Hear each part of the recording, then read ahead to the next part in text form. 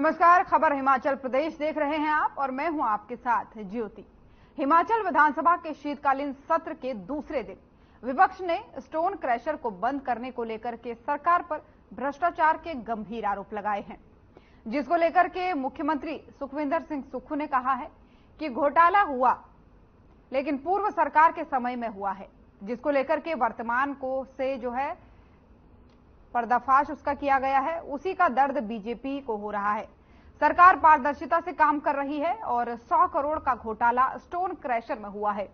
वहीं मुख्यमंत्री सुखविंदर सिंह सुक्खू ने कहा कि सरकार ने आपदा के समय स्टोन क्रैशर को बंद किया गया था सरकार के द्वारा, तो जांच में अनियमितताएं पाई गई, नियमों को ताक पर रखकर स्टोन क्रैशर चल रहे थे और 100 करोड़ रुपए का भ्रष्टाचार भी हुआ था। वहीं नियमों के अनुसार ही स्टोन क्रैशर चलेंगे। बीजेपी विधायकों ने आपदा के समय हिमाचल को किसी भी तरह की मदद दिलाने के लिए प्रयास नहीं किया, उल्टा रोड़े अटकाने का काम उन्होंने किया। जब घोटाले करती है कोई पार्टी तो उसमें हल्ला होता ही है। जब कायदे कानून के हिसाब से, नियमों के हिसाब से क्रैशर नहीं चलेंगे और पिछले काफी घोटाले हुए होंगे तो उसमें हमने कहा कि नियम कायदे कानून के साथ जो क्रैशर होंगे चलेंगे। कोई भी कानून के बगैर क्रैशर नहीं चलाएगा, ये सरकार का मंशा है। माइनिंग प्लान अप्रूव हो, कंसेंट ऑफ ऑपरेशन हो, लीज अप्रूव हो, तभी क्रैशर चलेंगे। और मैंने कहा कि डिजास्टर में जो ब्यास बेसिन पर थे उन क्रैशर्स को हमने बंद किया और उसमें उनको हल्ला करने की जरूरत नहीं थी, क्योंकि मैं जानता हूं कि उस हल्ले के पीछे क्या कारण है, उस चीजों में मैं पढ़ना नहीं चाहता।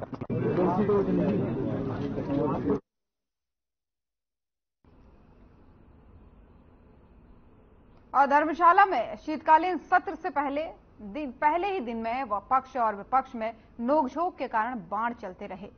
वहीं सदन के भीतर विनय कुमार को विधानसभा का उपाध्यक्ष चुना गया। आपको बता दें कि पक्ष विपक्ष ने एक स्वर में प्रस्ताव पारित किया। इसके लिए मुख्यमंत्री सुखविंदर सिंह सुक्खू ने विनय कुमार को बधाई दी है। वहीं उन्होंने कहा है कि कई सालों से विनय कुमार का परिवार कांग्रेस की विचारधारा से जुड़ा हुआ है और रेणुका विधानसभा क्षेत्र को 75 साल बाद पहली बार कोई संवैधानिक पद मिला है। वहीं विधानसभा के उपाध्यक्ष पद की जिम्मेदारी मिलने के बाद से विनय कुमार ने कहा कि आमतौर पर ऐसा कहा जाता है कि सिरमौर एक पिछड़ा हुआ क्षेत्र है, लेकिन जिस तरह से वर्तमान सुक्खू सरकार में सिरमौर को प्रतिनिधित्व मिला है, उससे सिरमौर के क्षेत्र में विकास को और गति मिल रही है।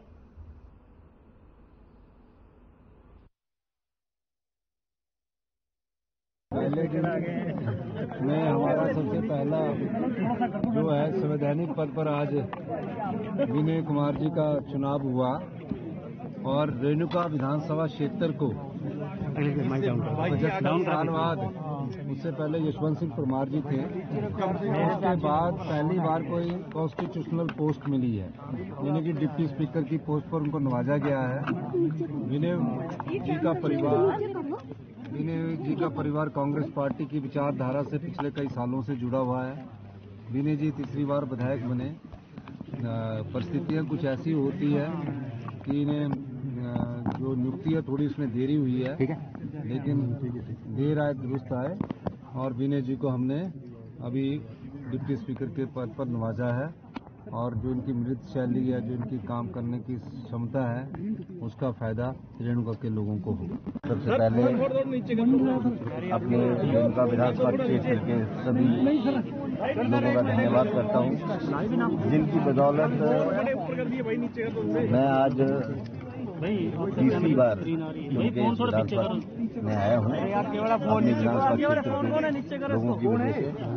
और इससे पूर्व मेरे स्वर्गीय पिता डॉक्टर प्रेम सिंह जी भी इस माननीय सदन के सदस्य 6 बार रहे हैं और पहली बार डॉक्टर वाईएस परमार जी के बाद, क्योंकि वो मेरे विधानसभा क्षेत्र को रिप्रेजेंट करते थे और मुझे बेहद खुशी है कि जिस विधानसभा क्षेत्र से प्रथम मुख्यमंत्री और हिमाचल निर्माता रहे हैं, उसी विधानसभा क्षेत्र को मैं भी रिप्रेजेंट करता हूं और उनके बाद ये पहला मौका है कि एक कॉन्स्टिट्यूशनल पोस्ट पर हमें यहाँ नवाजा गया, तो मैं उसके लिए माननीय मुख्यमंत्री जी का धन्यवाद करता हूं, उप मुख्यमंत्री जी का धन्यवाद करता हूं और नेता प्रतिपक्ष जयराम जी का भी धन्यवाद करता हूं। वहीं हिमाचल प्रदेश में विधानसभा शीतकालीन सत्र के दूसरे दिन भी बीजेपी ने तल्ख तेवर दिखाते हुए सदन की कार्रवाई शुरू होने से पहले ही कांग्रेस सरकार की गोबर खरीदने की गारंटी को लेकर हमलावर होते दिखे। बता दें कि विपक्ष के विधायक हाथ में गोबर की टोकरी लेकर विधानसभा पहुंचे और सरकार के खिलाफ जमकर नारेबाजी की और सरकार से 2 रुपए किलो गोबर खरीदने की गारंटी उन्हें याद दिलाई। वहीं नेता विपक्ष जयराम ठाकुर ने कहा कि हिमाचल की कांग्रेस सरकार ने सत्ता में आने से पहले प्रदेश के किसानों से 2 रुपए किलो गोबर खरीदने की बात कही थी, लेकिन आज 1 साल बीत जाने के बाद भी सरकार ने अभी तक इस गारंटी को पूरा नहीं किया है और लोगों का गोबर 1 साल से सूख गया है, जिसे लेकर के विधानसभा वो पहुंचे हैं और मुख्यमंत्री को गोबर की टोकरियां सौंपी जाएंगी और पूछा जाएगा कि गोबर खरीदने की गारंटी कब पूरी होगी।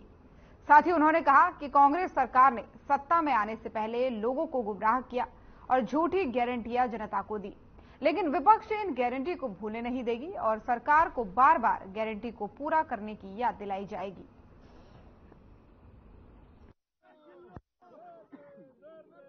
हिमाचल प्रदेश में कांग्रेस पार्टी ने जो गारंटियां दी है वो उनके गले पड़ गई है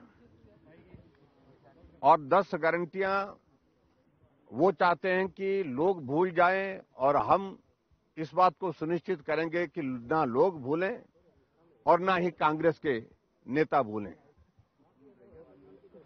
गारंटी देने से पहले सोचना चाहिए था कि हम पूरा नहीं कर सकते और अब आज हम दूसरे दिन जब विधानसभा का सत्र यहां शीतकालीन सत्र शुरू हुआ है, अब दूसरे दिन हम दूसरी गारंटी पर आए हैं। 2 रुपए किलो के हिसाब से गोबर खरीदा जाएगा, ये उनकी कमिटमेंट थी, ये उनका एक जो उनकी गारंटी थी।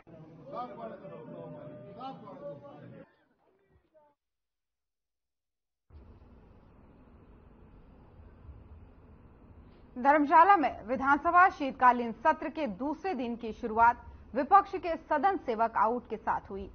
आपको बता दें कि सदन से वॉकआउट के साथ हुई है ये शुरुआत। वहीं पूर्व विधानसभा स्पीकर विपिन सिंह परमार ने स्टोन क्रशर को लेकर सवाल उठाया था, जिस पर सरकार के जवाब पर असंतोष जताते हुए सदन से विपक्ष ने वॉकआउट कर दिया। वहीं नेता प्रतिपक्ष जयराम ठाकुर ने कहा कि सदन के अंदर विधानसभा सदस्य विपिन सिंह परमार ने प्रदेश में स्टोन क्रशर को लेकर सवाल उठाए, लेकिन इस पर जो सवाल सरकार की ओर से मुख्यमंत्री ने रखा वो हास्यास्पद है। आगे उन्होंने कहा कि प्रदेश सरकार ने पहले स्टोन क्रशर बंद कर दिए और इसमें गड़बड़ी की बात कही, लेकिन जब इसको लेकर के तथ्य मांगे गए तो सरकार के पास कोई जवाब नहीं है। साथ ही उन्होंने कहा कि आने वाले समय में इसमें स्टोन क्रशर मामले में भी बड़ा घोटाला होने की संभावना बताई है। वहीं पूर्व उद्योग मंत्री और बीजेपी विधायक विक्रम सिंह ठाकुर ने कहा कि उनकी ओर से सदन में स्टोन क्रशर को लेकर सवाल उठाया गया था, लेकिन सरकार की तरफ से इस विषय पर कोई स्पष्ट जवाब नहीं दिया गया। आज विधानसभा में प्रश्नकाल के दौरान पहला ही प्रश्न लगा था कि हिमाचल प्रदेश में जो स्टोन क्रशर बंद करने के लिए जो एक आदेश किया और उस आदेश में ब्यास बेसिन और सतलुज बेसिन पर जो है वो जो स्टोन क्रशर लगे हैं उनको बंद करने के आदेश दिए गए। और जब उसका उत्तर हमने सुना जो मंत्री जी ने दिया तो वो बहुत ही हास्यास्पद था और इसलिए क्योंकि सरकार को झूठ बोलने की आदत पड़ गई है, जो फैक्ट्स हैं वो फैक्ट्स को छुपाने की कोशिश कर रही है। तो प्रश्न हमने एक ही बात के लिए पूछा था कि जो क्रशर आपने 112 क्रशर बंद किए और बंद करने के बाद तुरंत कुछ दिनों के बाद जो बात कही गई कि भाई उसमें से कितने 90 क्रशर जो है ठीक पाए गए, जब ठीक पाए गए तो बंद क्यों किए गए थे? तमाशा ही बन गया है, ये तमाशा बन गया है हिमाचल प्रदेश में कांग्रेस पार्टी की सरकार का वर्तमान में। इसलिए हम कह रहे हैं मंत्री कुछ कह रहा है, मुख्यमंत्री कुछ कह रहे हैं कि कम से कम आप जवाब एक जैसा तो दो और जवाब वो दीजिए जिसके पीछे हकीकत है, सच्चाई है। इसलिए आज विधानसभा शुरू होते ही पहला ही प्रश्न स्टोन क्रशर के ऊपर था और मुझे बड़े दुख के साथ कहना पड़ रहा है कि सरकार किसी भी प्रश्न के उत्तर की ठीक तरीके से तैयारी करके नहीं आती है।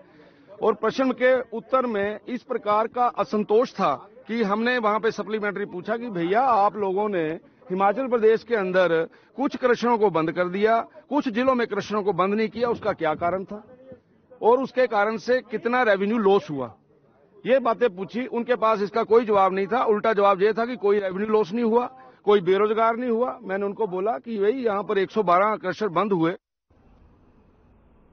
और शिमला में नगर निगम कर्मचारियों को पेंशन के लिए जितने भी बजट की कमी आएगी उसकी भरपाई नगर निगम खुद करेगा। बता दें कि नगर निगम की वित्त कमेटी की बैठक में इस प्रस्ताव को मंजूरी मिली है।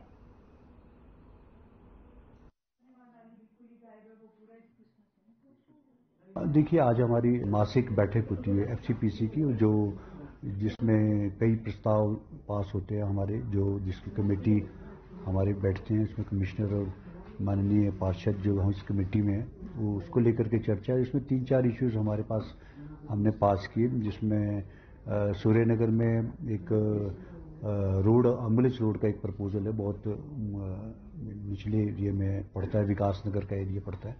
उसके साथ उसमें 60 लाख का एक प्रस्ताव था, वो हमने पास किया और एडमिनिस्ट्रेटिवली अप्रूवल उसकी दी। उसके साथ और मंडी के पड्डल मैदान में बुधवार को 7 दिनों तक चलने वाली भारतीय सेना के अग्निवीरों की भर्ती प्रक्रिया शुरू हो गई है। भर्ती रैली प्रक्रिया को डीसी मंडी अरिंदम चौधरी ने हरी झंडी दिखाकर के शुरू किया। इस भर्ती रैली में सेना भर्ती कार्यालय मंडी के अंतर्गत आने वाले 3 जिलों में ये भर्ती चल रही है।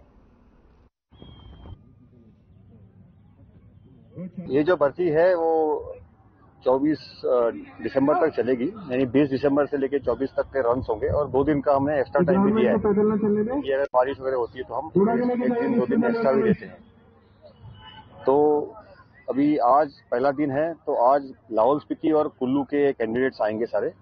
कुल मिला के 315 कैंडिडेट्स आने थे तो 255 आए हैं, जिसमें लाहौल स्पीति के 5 कैंडिडेट्स हैं और 250 कैंडिडेट्स कुल्लू से आए हैं। शिमला में केंद्र सरकार ने किसानों और बागवानों को खाद के दामों में वृद्धि करके झटका दे दिया है। नकदी फसलों और फलों की पैदावार बढ़ाने में इस्तेमाल की जाने वाली सिंगल सुपर फास्फेट के दाम सरकार ने 62 रुपए प्रति बैग बढ़ा दिए हैं। और इस समय भी हम खाद में किए गए मूल्य वृद्धि के बिल्कुल फेवर में नहीं है। हम इसकी कड़े शब्दों में निंदा करते हैं। हिमाचल प्रदेश किसान कांग्रेस हिमाचल प्रदेश के किसानों और बागवानों के हित के लिए जो भी करना पड़ा वो करेगी, परंतु भारत देश एक लोकतंत्र है, यहाँ पे संसदीय प्रणाली है और हमारे पास में डेमोक्रेसी के चौथे पिलर के रूप में मीडिया उपलब्ध है। हम मीडिया के माध्यम से ये आवाज केंद्र सरकार तक पहुंचाना चाहते हैं कि आपने जो 62 रुपए की वृद्धि सिंगल सुपर फॉस्फेट में करी है वो निंदनीय है। उससे किसानों की आय पर प्रतिकूल प्रभाव पड़ेगा। आप इसे तत्काल प्रभाव से वापस लें, क्योंकि ये हिमाचल प्रदेश के किसानों बागवानों ही नहीं, पूरे देश के किसानों बागवानों के साथ अन्याय है।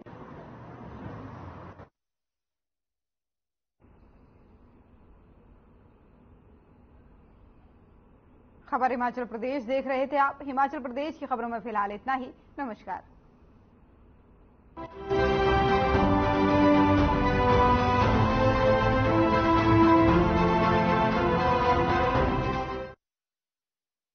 Through constant innovation